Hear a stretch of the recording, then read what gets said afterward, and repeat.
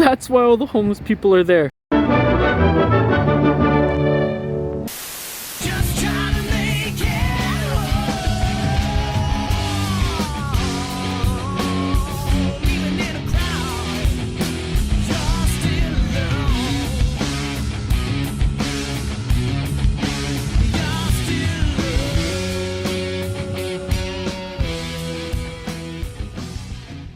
Alright, well, if you're going to be having bourbon whiskey at Tim's house, it's most likely going to be Woodford Reserve, which is the official tasting whiskey of the Kentucky Derby. And at the back of the pack earlier, Bourbonic, and the trailer is Keep Me in Mind. So tell everybody why you prefer bourbon in the summertime. You know, I think it has to do with the overall just different flavor profile that you get from a bourbon, right? Just a different smell altogether in the nose, like right away. And I don't really even know how to explain it, but with this particular stuff here, I've always found Woodford to be just decadent, very dessert-like, caramels, rich, toffee, you know, like real nice sweetness to it. But it's got some nice kick, a little bit of spice, really smooth. I highly recommend. I've tried lots of bourbons, and like I say, for a house bourbon, one that I would have to serve to friends and guests, definitely the Woodford. Let's crack into this baby. You know, when it smells like honey and spice and sweetness, you know it's gonna be good. I mean, honestly, a lot of different bourbons and scotches, when I open them up, like it's a very strong smell right off the hop. And this just smells so nice and sweet.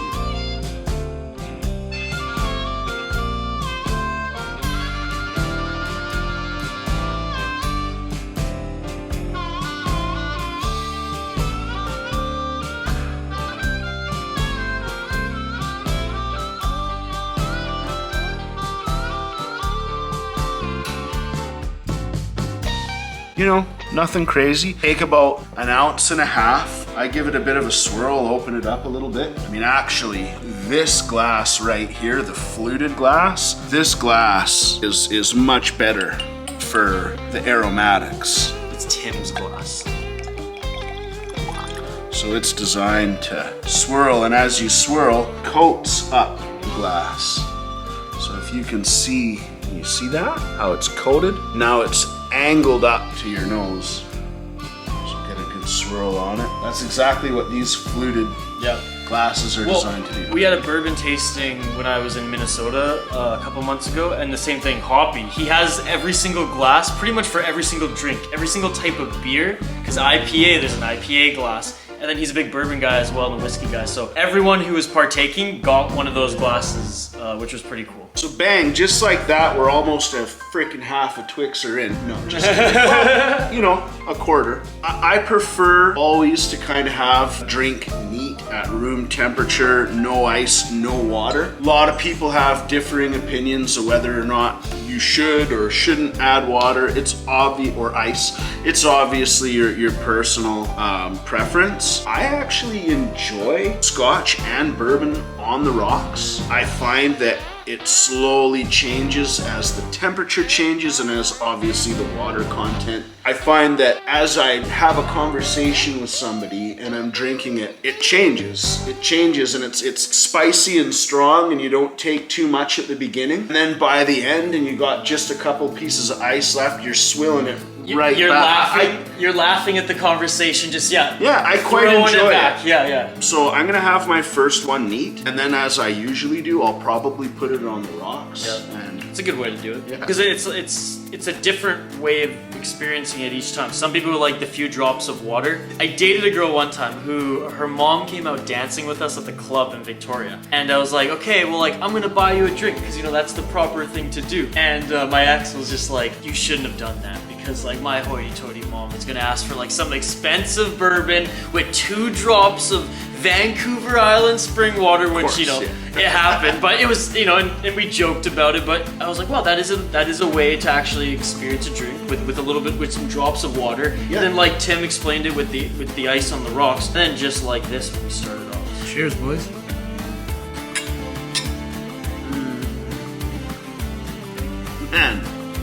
like nice. Spicy, hits the spot. Not too hard going down, but definitely like Sweet, so much going on up intense. here. Yeah. sweet, smooth, woody. Woody, yeah, dude. Like I say. love. That's what I was meant to say earlier about the difference of bourbons. Is I love the woodiness of bourbons, and I find it, for some reason, I find it fitting for me. I really enjoy scotches, Irish whiskeys, stuff like that through the winter months, you know, when it's darker and colder and wetter.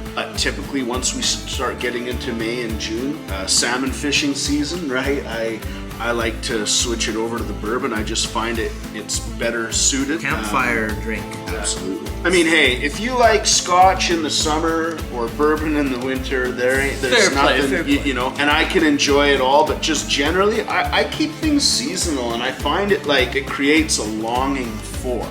Yeah. Right? Like it starts getting after summer and it's getting colder, getting closer to Christmas time, and all of a sudden I'm like, I want that really, really nice fine scotch. Yeah. And it's like Japanese whiskey is really easy to drink in the summer. You know, it's very nice. It's almost refreshing, more so than warming you up like a rye or something like that in the wintertime. But it's the same thing with like beers, right? Like you're not drinking a heavy stout, you know, like a dessert stout in the dead of summer, right? Like you're getting a fruity IPA. So Tim wanted to show us something kind of cool that he's had going on the last little bit.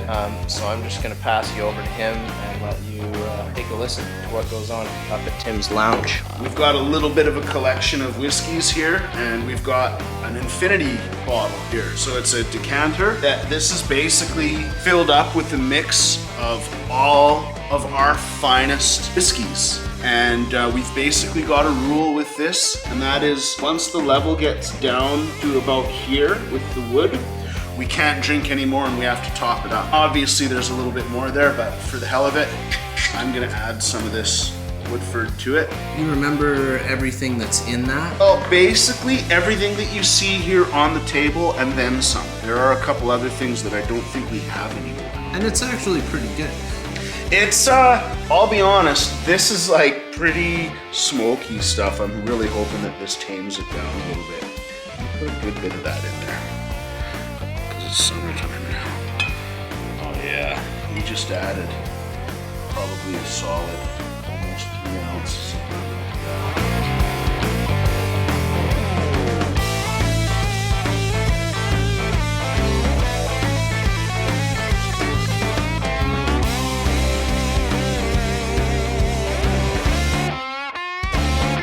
Yeah, man, it's honestly, how could you go wrong finishing a day with this as your nightcap? I don't think you could.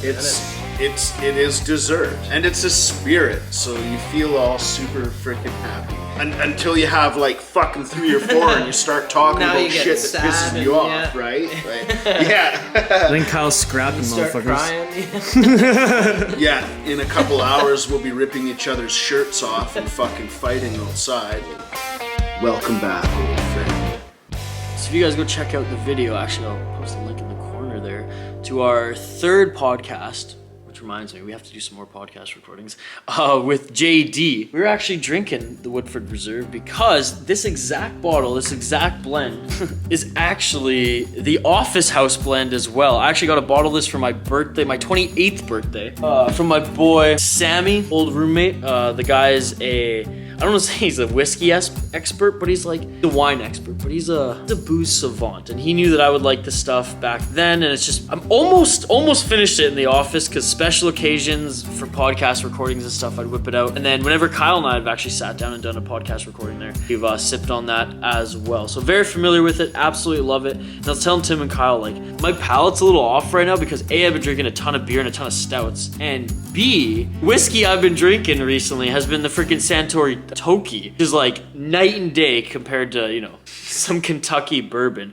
But what's cool is check out another video of ours that we posted. I'm sure it'll be up before this one. The Kentucky Barrel Age Imperial Stout, boys. Like, I'm getting that same smoky, I don't know, tone that we had in that beer, which was aged in Kentucky bourbon barrels. So really cool stuff. Can't wait to dive into more barrel aged beers and have some more tastings with Tim.